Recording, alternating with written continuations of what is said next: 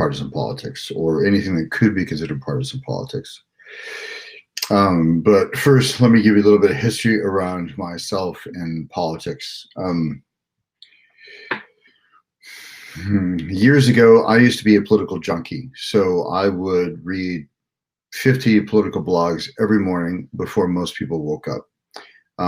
I've read the Constitution twice. I've read the Federalist Papers arguing for why we should have a federal government, and I have stayed abreast of Supreme Court decisions. And when I say that, I don't mean I watched the news about them. I mean I actually read the opinions.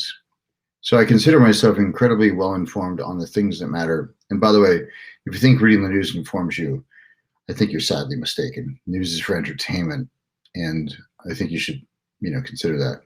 But here's why I can't stand partisan politics, or us versus them, or it's because at some point, people are always willing to sell themselves out or twist themselves into a pretzel to support their candidate or to support their side.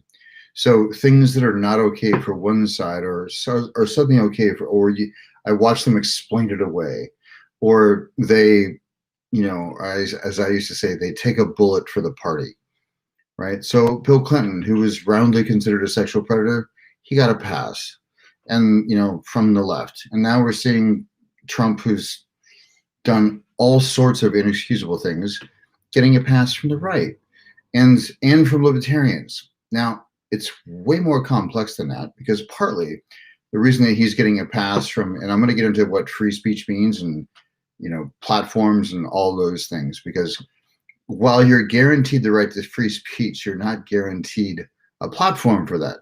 And there's been Supreme Court decisions that clarify that. And I'll get into how that's relevant. But I see all these people who, and there's different reasons why people on the right and mostly libertarians are coming to the defense of Trump and what's been happening lately. And part of it is because they're actually hoping for people to lose faith in the institutions of our government. They think it's a good thing. They think this deconstruction is actually a good thing. I don't support that.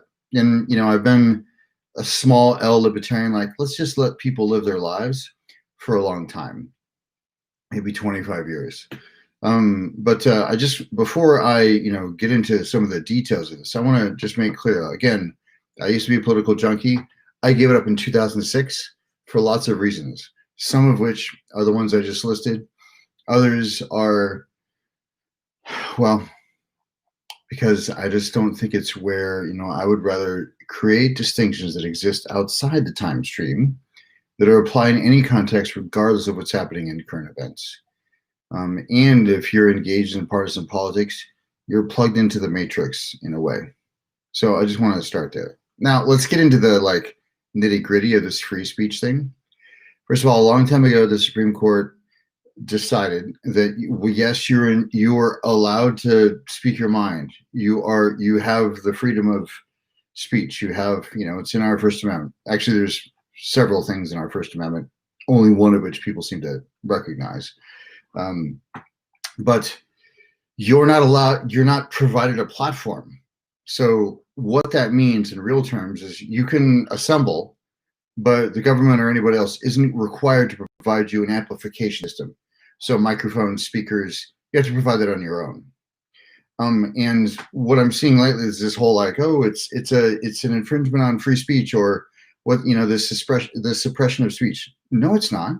You are allowed to host your own blogging platform. You're allowed to create your own social media platform. There's software out there to do it. I know, because I've started those things at times in the past. So you're allowed to say anything you want to say. But that doesn't mean you're immune from any consequences of that speech. It's again, the Supreme Court also looked at a situation where somebody yelled fire in a theater and there was no fire, right? Are they liable for certain things there? Yes, they are, in fact. And what saddens me is a lot of people on the libertarians on the right just twisting themselves into pretzels. Like I said, all partisans do this to defend or somehow justify what has happened recently because it's their side. And partisan politics is the essence of imposing your values on other people. But also this turning a blind eye thing, it's really got to stop. Like the double standard, I think I just commented to somebody, I can't hear you over the sound of your double standard. It's absurd. But all these services that people are complaining about are being taken away from Trump and people who are actually threatening execution of all sorts of like at what point is Parler evidence and not just social media? Like, how stupid can you be to actually say we should execute this guy on a public platform? I mean, obviously they're not the best and the brightest, are they? But these are private businesses, and they're not violating your free speech. You're violating their terms of service.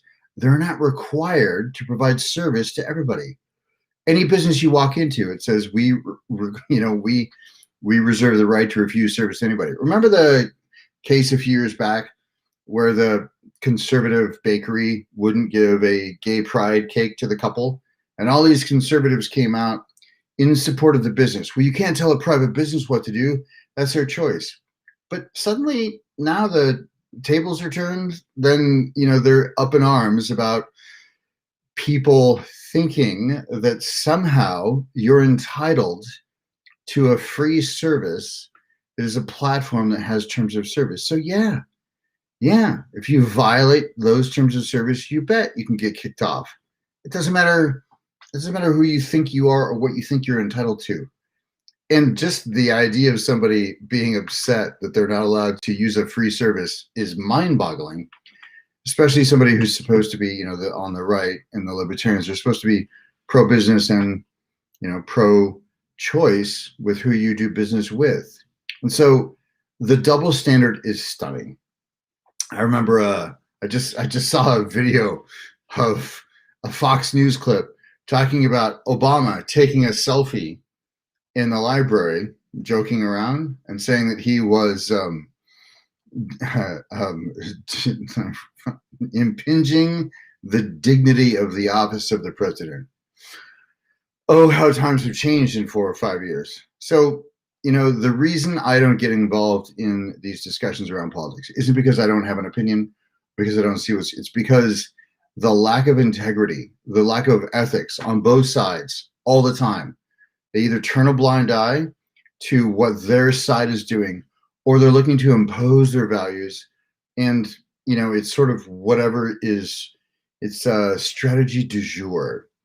And so I just can't stand how people sell themselves out because they think their side is right. And so whatever their side's doing is therefore okay or justifiable or in some way different than the thing they were just condemning.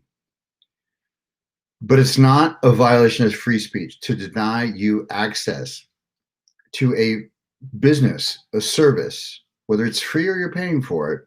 If you violate those terms of service, that's not violating your free speech. Again, the Supreme Court has already ruled on this stuff years ago around amplification systems. It's still, and that's essentially what this is. So you can say anything you like. Go host your own server, go set up your own blog, and announce to the world that you want to do. I mean, the Parler screenshots I've seen lately are just hilarious, and it's like they wonder why they're getting shut down. But also, hey, why does the FBI want to talk to me? Oh, you mean because I threatened to execute a public servant? Oh, okay. I'm surprised. I thought that was okay. It's really not. It doesn't matter what side of the aisle you're on. It's not okay, period. We should just all agree that if we think a thing is bad, it doesn't matter who's doing it. That's a bad thing to do. But these conversations, like getting in the muck, is why I posted a couple of times in the last few months. We should be creating distinctions that will last the test of time outside of current events. And that's why I don't get in these conversations. And this is the first and only thing I will say on my channels about the current events. Stay safe, stay healthy, and stay clear. And unplug yourself from the matrix. Quit watching the news. Unless you think you can make a direct personal difference, don't let it consume you. It's ridiculous. And You're just being played by people who understand, who are in places of strategy.